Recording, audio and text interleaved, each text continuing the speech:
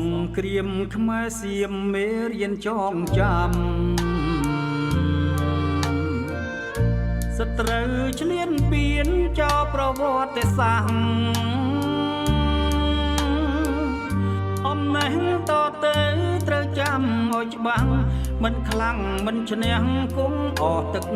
ដីពេលនេះតទៅខ្មែរត្រូវសាមគ្គី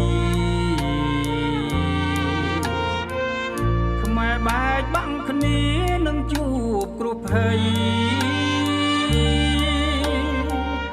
សាមគ្គីជាធ្លុងគង់វង្សទឹកដីបបតាដែនព្រៃប្រាសាទនៃយើងខ្មែ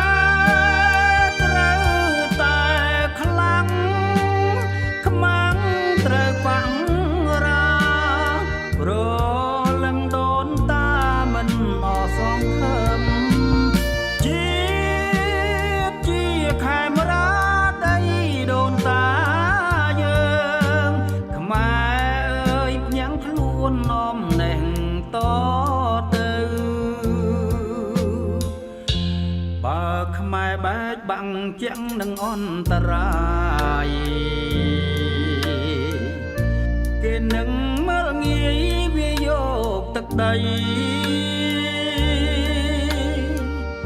ដឹងហើយថាសៀមបៀមចិត្តអប្រៃ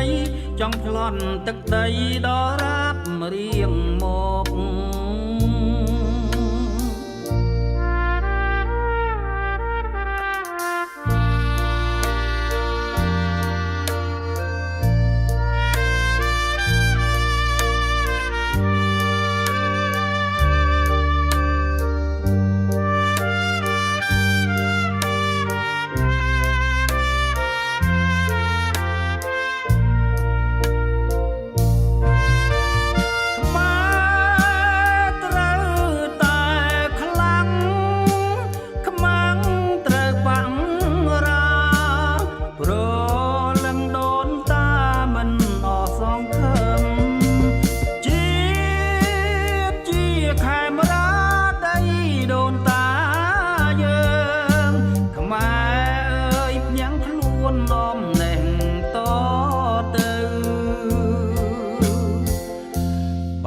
ខ្មែរបែកបាំងជាងនឹងអន្តរា